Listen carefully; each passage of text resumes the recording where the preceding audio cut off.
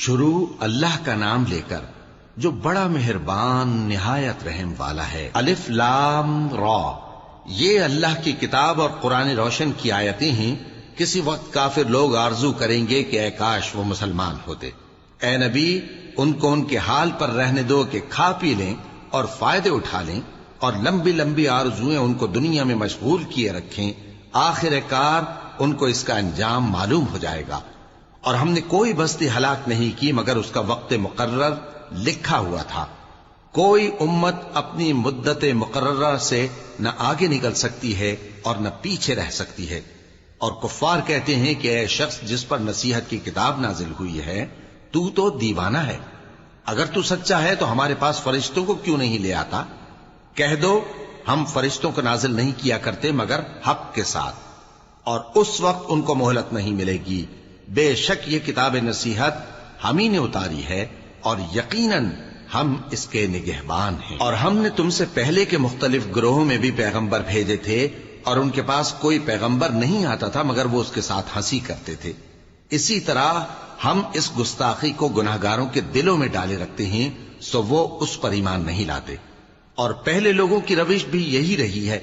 اور اگر ہم آسمان کا کوئی دروازہ ان پر کھول دیں اور وہ اس میں چڑھنے بھی لگیں تو بھی وہ یہی کہیں کہ ہماری آنکھیں باندھ دی گئی ہیں، بلکہ ہم پر جادو کر دیا گیا ہے۔ اور ہم نے آسمان میں برج بنائے ہیں اور دیکھنے والوں کے لیے اس کو سجا دیا ہے، اور ہر شیطان مردود سے اسے محفوظ کر دیا ہے۔ ہاں، اگر کوئی چوری سے سننا چاہے تو ایک روشن انگارہ اس کے پیچھے لپکتا ہے، اور زمین کو ہم نے پھیلایا اور اس میں پہاڑ بنا کر رکھ دیے، اور اس میں ہر ایک چیز اندازے سے اگائی۔ اور ہم نے تمہارے لیے اور ان لوگوں کے لیے جن کو تم روزی نہیں دیتے اس میں معاش کے سامان پیدا کیے، اور ہمارے ہاں ہر چیز کے خزانے ہیں، اور ہم اس کو بمقدار مناسب اتارتے رہتے ہیں۔ اور ہم ہوائیں چلاتے ہیں جو پانی سے بھری ہوئی ہوتی ہیں، سو ہم آسمان سے مے برساتے ہیں، پھر ہم تم کو اس کا پانی پلاتے ہیں، اور تم تو اس کا خزانہ نہیں رکھتے۔ اور یقیناً ہم ہی حیات بخشتے اور ہم ہی موت دیتے ہیں، اور ہم ہی سب کے وارث ہوں گے۔ اور جو لوگ تم میں پہلے گزر چکے ہیں ہم کو معلوم ہے، اور جو پیچھے آنے والے ہیں وہ بھی ہم کو معلوم ہے۔ اور تمہارا پروردگار قیامت کے دن ان سب کو جمع کرے گا، وہ بڑا دانا ہے، خبردار ہے۔ اور ہم نے انسان کو کھنکھناتے سڑے ہوئے گارے سے پیدا کیا ہے، اور جنوں کو اس سے بھی پہلے بے دھوئیں کی آگ سے پیدا کیا تھا۔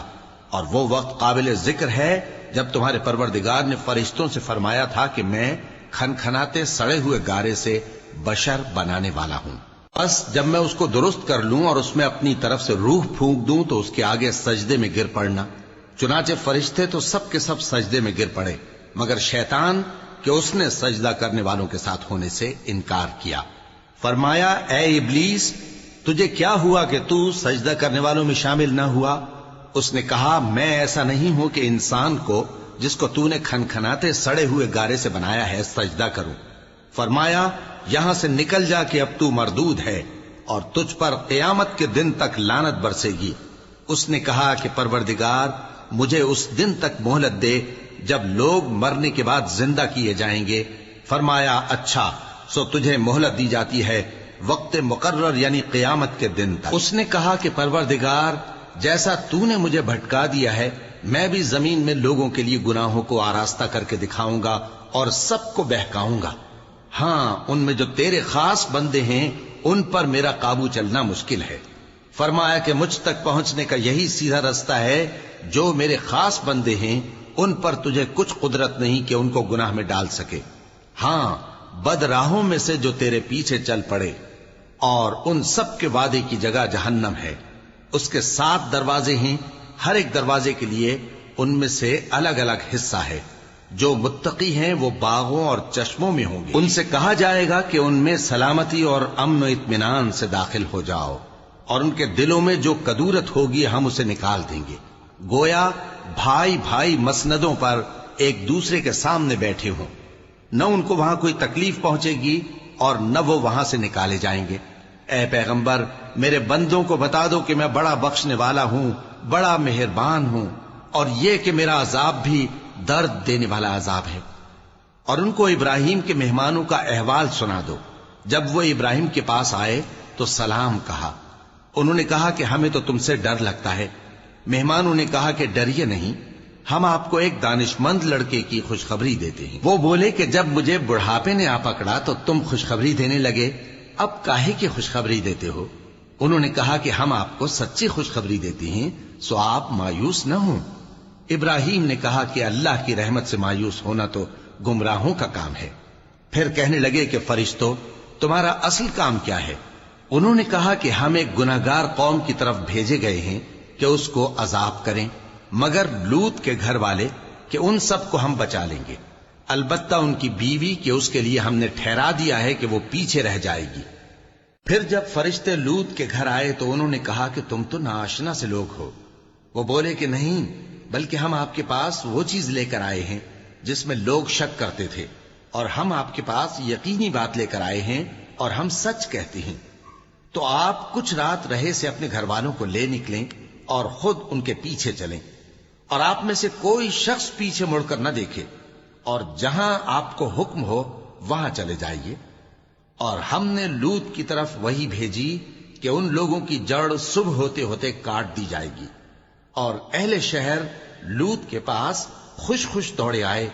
لوط نے کہا کہ یہ میرے مہمان ہیں، کہیں ان کے بارے میں مجھے رسوا نہ کرنا، اور اللہ سے ڈرو اور میری بے آبروئی نہ کرو۔ وہ بولے، کیا ہم نے تم کو سارے جہان کی حمایت و طرفداری سے منع نہیں کیا؟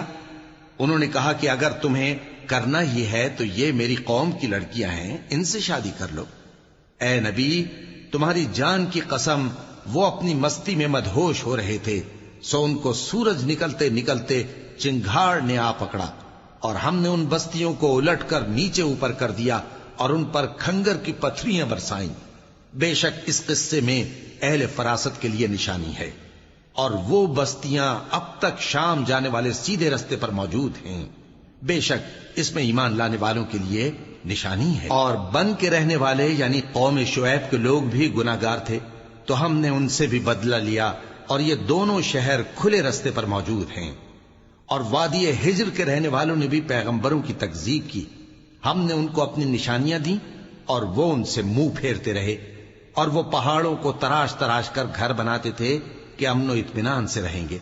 آخر زوردار آواز نے ان کو صبح ہوتے ہوتے آ پکڑا، اور جو کام وہ کرتے تھے وہ ان کے کچھ بھی کام نہ آئے۔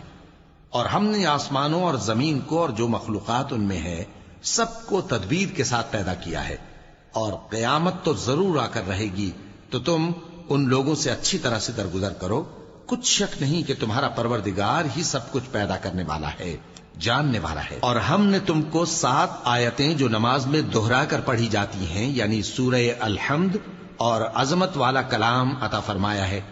ہم نے کفار کی کئی جماعتوں کو جن کو فوائد دنیاوی سے نوازا ہے، تم ان کی طرف رغبت سے آنکھ اٹھا کر نہ دیکھنا، اور نہ ان کے حال پر رنج و غم کرنا، اور مومنوں کے ساتھ تواضع سے پیش آنا، اور کہہ دو کہ میں تو اعلانیہ ڈر سنانے والا ہوں، اور ہم ان کفار پر اسی طرح عذاب نازل کریں گے جس طرح ان لوگوں پر نازل کیا جنہوں نے تقسیم کر دیا، یعنی قرآن کو کچھ ماننے اور کچھ نہ ماننے سے ٹکڑے ٹکڑے کر ڈالا۔